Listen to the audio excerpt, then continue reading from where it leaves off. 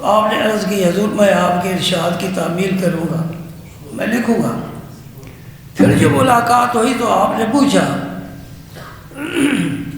کہ کہاں تک کہاں پہنچے تفسیر کا؟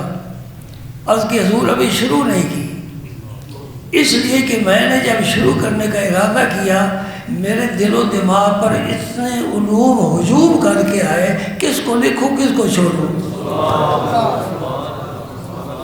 اللہ تعالیٰ جو عطا کسی کو نعمت عطا فرما دے۔ بڑا علم تھا پیر صاحب کا، مجدد وقت تھے،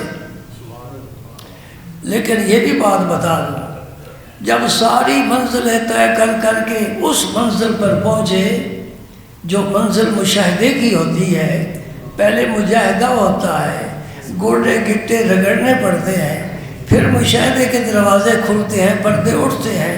اس وقت کیا فرماتے ہیں؟ آج سکھ متر آندھی ودھیری ہے، کیوں دلڑی اداس کریری ہے۔ اور کبھی کہتے ہیں ساربانہ مہربانہ راہیا۔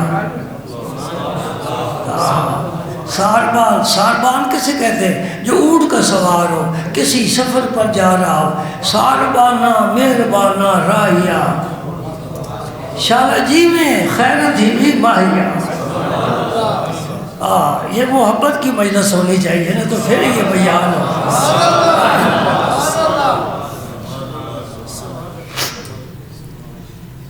تو میں عرض کر رہا تھا کہ مجھے جوامع الکلم دیے گئے، اس کا پہلا مصداق قرآن پاک ہے۔ اب قرآن پاک شروع کرو نا، ولدوالین پر پہنچو، آگے الف لام میم، وہی علم والے بریک لگا دیتے ہیں۔ یہ الف لام میم کیا ہے؟ الف کیا ہے؟ لام کیا ہے؟ میم کیا ہے؟ قرآن تو ملا کر حرف پڑھتا ہے، اسے علم پڑھنا چاہیے۔ الف الگ، لام الگ، میم الگ، ان کے معنی کیا ہے؟ غور و فکر کر کر کے جب عاجز آ جاتے ہیں، علم کی بس ہو جاتی ہے، پھر لکھتے ہیں ھذا سر بین اللہ و رسولہ، یہ اللہ اور اللہ کے رسول کے درمیان راز ہے۔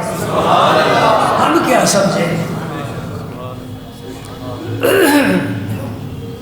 نمبر 2، نصرت بالرعب، فرمایا اللہ تعالیٰ نے میری مدد رعب کے ساتھ فرمائی ہے۔ مجھے ایک ایسا رعب عطا فرمایا ہے کہ دشمن میرے سامنے ٹک نہیں سکتا۔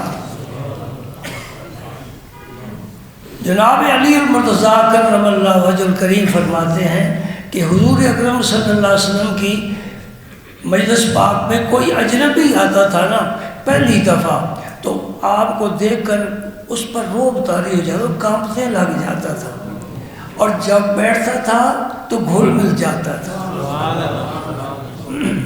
اب ٹھنڈا سایہ مل گیا، محبت کی ہوا آ گئی، جنت سے خوشبو آ گئی، بڑی نعمتیں مل گئی۔ نمبر 3، احلت لی الغنائم، میرے لیے مال غنیمت کو، میری امت کے لیے مال غنیمت کو حلال کیا گیا ہے۔ یہ سمجھنے سے پہلے یہ سمجھنا ضروری ہے کہ پہلی امتوں کا جو وہ جہاد کرتے تھے، دشمن بھاگ جاتا تھا، شکست کھا جاتا تھا، وہ جو مال چھوڑ جاتا تھا اس کو مال غنیمت کہتے ہیں۔ تو وہ کیسے تقسیم کرتے تھے؟ وہ مجاہدین میں تقسیم نہیں ہوتا تھا، اس کو پہاڑی پر رکھ دیتے تھے۔ اگر تو آگ آسمان سے اتر کر اس کو کھا جائے تو سمجھا جاتا تھا ہمارا جہاد، کوششیں، محنتیں قبول ہو گئی ہیں، اور اگر آگ نہیں آتی تو سمجھا جاتا تھا کہ ہمارا جہاد کسی وجہ سے قبول نہیں ہوا۔ یہی حالت تھی صدقے کی، جو آدمی مالی صدقہ کرتا تھا تو وہ بھی اسی طرح سے پیش کرتا تھا۔ تو فرمایا پہلی امتوں کے لیے مال غنیمت حلال نہیں تھا، احلت لی، میری وجہ سے مال غنیمت کو میری امت کے لیے حلال کرا دیا ہے، میں وہ تقسیم کر دیتا ہوں پورے مجاہدین میں، جو سوار ہو اس کو 2 حصے اور جو پیدل ہو 1 حصہ، اور سب کو دیا جاتا ہے۔ ہاں یہ مسئلہ بھی سمجھ لو، 10واں پارہ پہلی آیت وَاعْلَمُوا سے شروع ہوتی ہے، یہاں خمس کا ذکر ہے۔ یہ جو سادات تقاضا کرتے ہیں کہ ہمیں خمس دیا کرو، نہیں، خمس تو مال غنیمت میں سے ہے، جب مال غنیمت آتا ہے جہاد کی وجہ سے، جب جہاد ہی نہیں تو مال غنیمت کہاں سے آئے گا؟ اور مال غنیمت نہ آئے تو خمس سید کا کیسے ہو سکتا ہے؟ لہذا سادات کا یہ سوال غلط ہے۔ البتہ یہ بات صحیح ہے کہ سادات کی خدمت کرنا ہر امتی کے لیے ضروری ہے۔ پتہ چلے کہ سید صاحب ہے، ان کی خدمت کرے، اور مسلسل اگر پڑوسی ہیں تو مسلسل خدمت کرتا رہے۔ یہ ان کا ہم پر 3 حق ہے، جو آل رسول ہے 3 حق ہے۔ پہلا ان کی خدمت کرنا، دوسرا ان کی عزت کرنا، تیسرا ان سے محبت کرنا۔ یہ آل رسول کو معمولی خاندان نہیں ہے، یہ سب سے عالی خاندان۔ حضور نے فرمایا قیامت کے دن سارے رشتے ناطے ٹوٹ جائیں گے، میرا رشتہ کبھی نہیں ٹوٹے گا۔ اور اس رشتے کو بحال کرنے کے لیے حضرت عمر فاروق رضی اللہ تعالیٰ عنہ نے ذرا اپنے دل پر ہاتھ رکھ کر میری بات سنو، سنیوں کو بھی ہضم نہیں ہوتی۔ اس رشتے کو بحال رکھنے کے لیے سیدنا امیر المومنین عمر فاروق اعظم رضی اللہ تعالیٰ عنہ نے جناب علی المرتضیٰ سے رشتہ طلب کیا۔ وہ صاحبزادی صاحبہ ہیں پاک خاتون کی، خاتون جنت کی۔ ان کا اسم مبارک مجھے شرم آ رہی ہے ممبر پر بیٹھ کر، ام کلثوم ہے۔